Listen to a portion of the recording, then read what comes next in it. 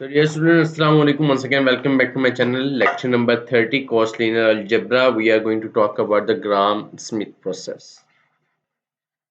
That is Gram-Schmidt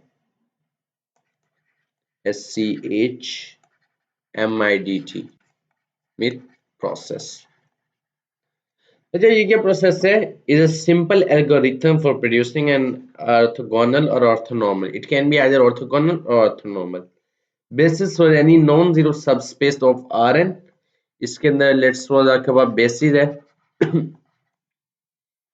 x1 to xp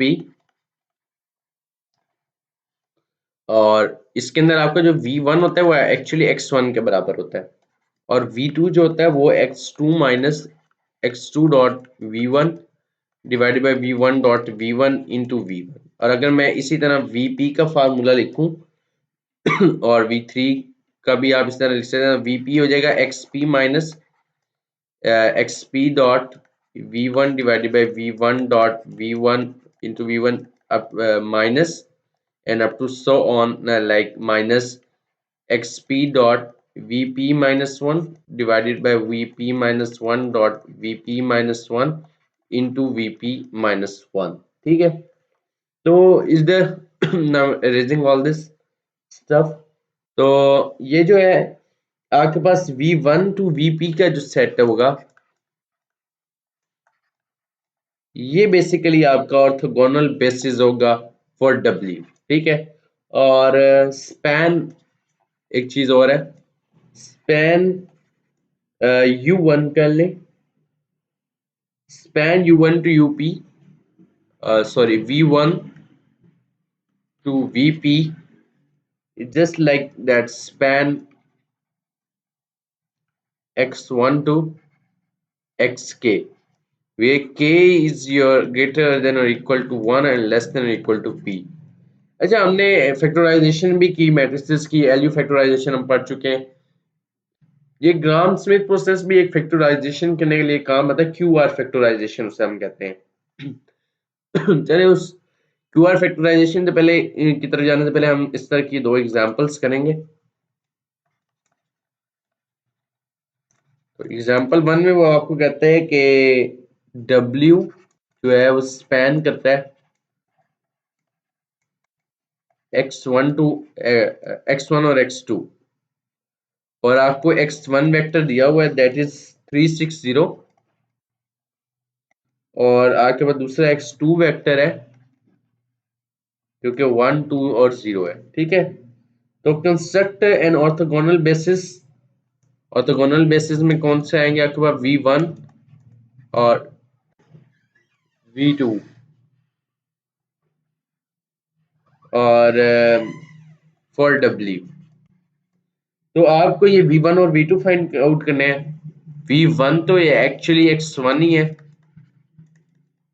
that is 360 v2 find out करने का मैंने आपको तरीका बताया था x2 minus x2 dot v1 divided by v1 dot v1 into v1 तो x2 मेरे पास है 1 2 0 और माइनस x2 डॉट v1 ये आपके पास x1 है और ये x2 है और x1 ही v1 है इसमें से x2 डॉट x1 ही आप कर ले that will get you 3 1 3 plus 6 2 12 15 plus 0 0 0 so that will B 15 और नीचे आपके पास x1 ही v1 है तो v1 डॉट v1 क्या होगा 3 3 9 plus 6 6 36 36 plus 9 will get you 45 और अगर साथ v1 दोबारा मल्टीप्लाई होगा दैट इज 360 और ये इसको अगर मैं 15 1 15 15 3 45 तो मैं v2 की तरफ जाऊं तो ये मेरे पास आएगा 120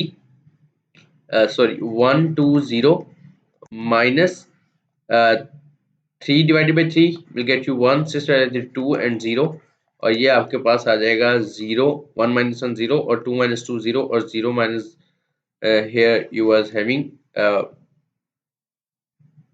1 to 0 no it was just 1 to 2 sorry for the mistake तो ये 1 to 2 और यहाँ पर ये आएगा 2 minus 0 will get you 2 अच्छा मजे की बात एक और के आपने कहा कि ये ऑर्थोगोनल बेसिस होंगी ऑर्थोगोनल बेसिस में आप लास्ट अपना रिजल्ट चेक कर सकते हैं कि आपका v1 डॉट v2 0 के बराबर आना चाहिए ठीक है अब मेरे पास V1 और V2 का अगर मैं डॉट प्रोडक्ट लूँ तो ये है 3 1 जा 3, सॉरी 3 0 जा 0 प्लस 6 0 जा 0 प्लस 0 2 जा 0, सो ये बेसिकली 0 ही आता है एंड दैट इज प्रूव्ड। ठीक है, हम एक और एग्जांपल करते हैं। सो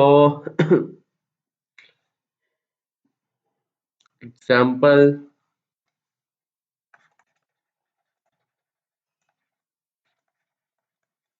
x1 जो है आपके पास वेक्टर है 1 1 1 1, और जो x2 वेक्टर है आपके पास वो है 0 1 1 और x3 वेक्टर है आपके पास 0 0 1 1। ठीक है, तो मुझे पहले V1 फाइंड करना है। V1 इज एक्चुअली x1, सो ये आपका 1 1 1 1।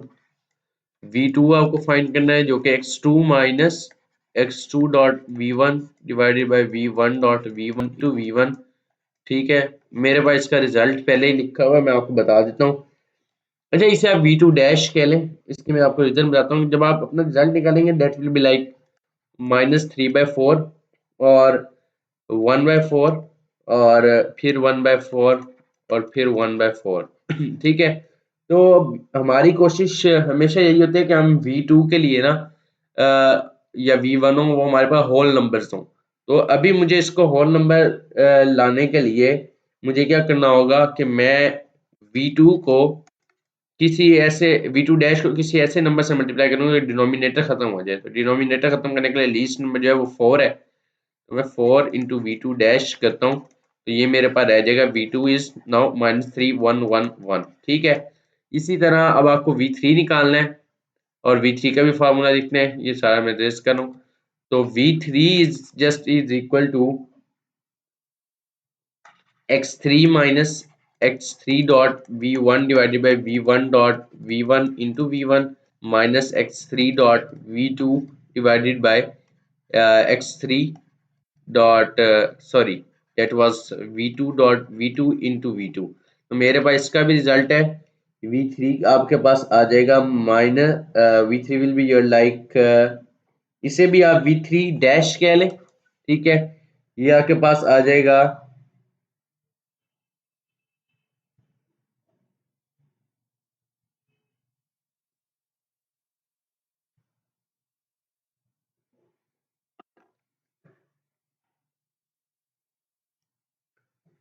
ओके। पहले हमने V2 फाइंड आउट किया था, ठीक है, उसमें भी आपके पास डिनोमिनेटर था। अब हमने V3 फाइंड किया तो वो आपके पास V3 डैश इसे कह लें, तो ये आएगा 0 -2/3 1/3 1/3। तो अगेन मैं V3 फाइंड आउट करने के लिए इसको पहले होल नंबर्स में ले जाता हूँ। तो लिस्ट नंबर 3 कर लें, 3V3 डैश, तो ये आपके पास आ जाएगा 0 -2 1 और 3। ठीक है, 0 -2 1 और सॉरी ये आपका V3 डैश जो आता है, यस दिस इज 1 1 0 -2 और 1 1, तो ये यहाँ पर एक्चुअली 1 आना था। ठीक है, 3 से मल्टीप्लाई करने के बाद 0 -2 1 1। सो ये आप लोगों ने देख लिया, हमने ये काम किया। अच्छा, एक और एग्जांपल कर लेते हैं।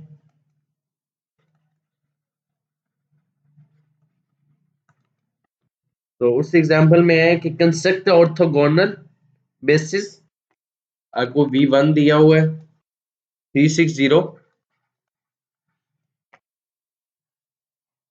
कंस्ट्रक्टेड द ऑर्थोगोनल बेसिस हमारे पास थी V1 का 360 और V2 002। उसने कहा था इनके लिए ऑर्थोगोनल ऑर्थोनॉर्मल बेसिस जो होगी वो कैसे हम फाइंड आउट करेंगे। अब ऑर्थोनॉर्मल बेसिस, ऑर्थोनॉर्मल को हम यूजली यू से डिनोट करते हैं, तो U1 will be equal to V1 divided by V1 की मैग्नीट्यूड। ठीक है, तो इसकी मैग्नीट्यूड क्या होगी, V1 की मैग्नीट्यूड 3 का square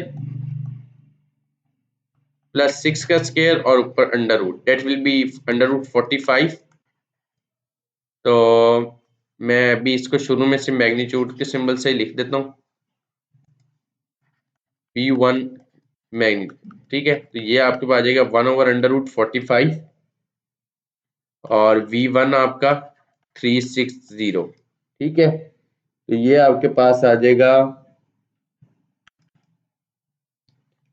1/√5,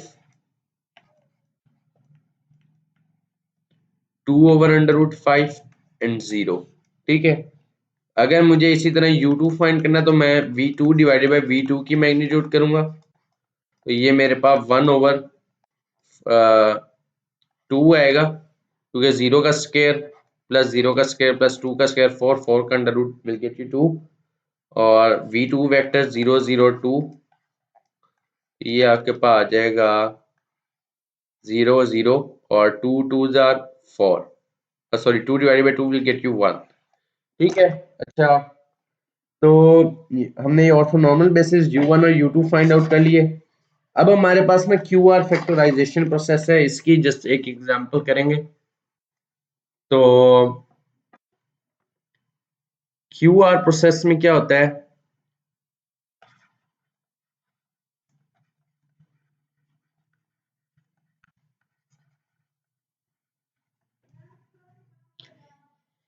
if A is an M cross N matrix with linearly independent columns, then A can be factored as A is equal to QR, where Q is an, Q का order क्या होगा, वही M cross N matrix whose columns form an orthonormal, याद रखें orthonormal basis for columns of A, and R is an, again R is an M cross N matrix, sorry this is N cross N matrix, upper triangular invertible matrix with positive entries on its diagonal। ठीक है, एक तो positive entries होंगी diagonal पे, upper triangular होगी और invertible भी होगी। ये आपकी आर मैट्रिक्स की प्रॉपर्टीज के बारे में बात हुई। ठीक है, अब हम जाते हैं उस प्रोसेस की तरफ कि हमें क्यू, एक मैट्रिक्स को क्यू और आर में डिकम्पोज कैसे करना है। ठीक है, सो आप उसे कह सकते हैं एल्गोरिथम है या क्यू आर प्रोसेस है, एक Q R factorization process. Let's suppose for the time being मेरे पास एक मैट्रिक्स है,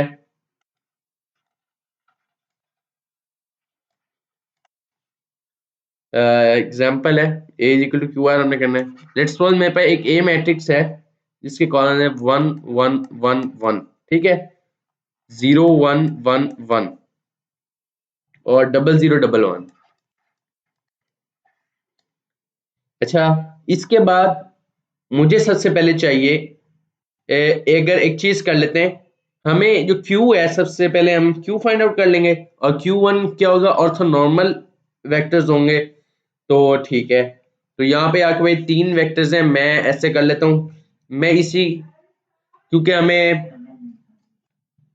V1 कह लें और V1 डैश, और इसी को आप अपना x1 के बराबर होगा ये। ठीक है, क्योंकि V1 डैश और V1 में इसे सेम इसलिए कह रहे हैं क्योंकि मुझे यहाँ पर LCM किसी से मल्टीप्लाई करने की जरूरत नहीं है, या आप कह सकते हैं V1 जो है वो 1 डॉट V1 डैश के बराबर है, और V1 डैश जो है वो आपका V1 डैश क्या है आपका x1 ही है, तो ये 1 डॉट x1 आप कह सकते हैं, और x1 वेक्टर मेरे पास 1 1 1 1 है। अगर मैं U1 फाइंड आउट करना चाहूँ इसी के रिस्पेक्टिव, तो वो होगा V1 डिवाइडेड बाई V1 की मैग्नीट्यूड। ठीक है, तो V1 मेरे पास मैग्नीट्यूड क्या है, 1 का स्क्वायर प्लस 1 का स्क्वायर प्लस 1 का स्क्वायर प्लस 1 का स्क्वायर, दैट विल बी 4, और 4 का मैं अंडर रूट क्या होगा 2। ये आपका V1, साथ में लिखता हूँ 1 1 1 1, तो ये आपका भाई U1 क्या हो जाएगा, सारे वेक्टर्स जो है वो 1/2 1/2 1/2 1/2। ठीक है, तो ये हो गया आपका पहला U1 हमने फाइंड कर लिया, क्योंकि हमारे पास इसका ऑर्डर 3x3 है, तो इसमें M भी 3 है और N भी 3 है, तो हमारा Q मैट्रिक्स जो होगा वो M क्रॉस N ही होता है, तो 3x3 होगा, तो सॉरी दिस ये आपका है 1 2 3 4, that is 4 rows and 3 columns. ठीक है, तो M4 है आपके पास और N3 है, तो आपका Q जो होगा वो U1 U2 U3 के बराबर होगा। और हर U में आपके पास कितनी रोज है, 1 2 3 4, 4 रोज हैं आपके पास, तो वही 4x3 की आपकी मैट्रिक्स बन जाएगी। और फिर हम देखेंगे कि हमें R कैसे फाइंड आउट करना है। ठीक है, अगर इसी मैट्रिक्स के अंदर मैं अब V2 फाइंड आउट करना चाहूँ, या बेसिकली आप उसे V2 डैश कह लें, तो वो आपके पास आएगा x2 minus x2 dot V1 divided by V1 dot V1 और इंटू V1। तो इसका जो रिजल्ट आएगा आपके पास वो आएगा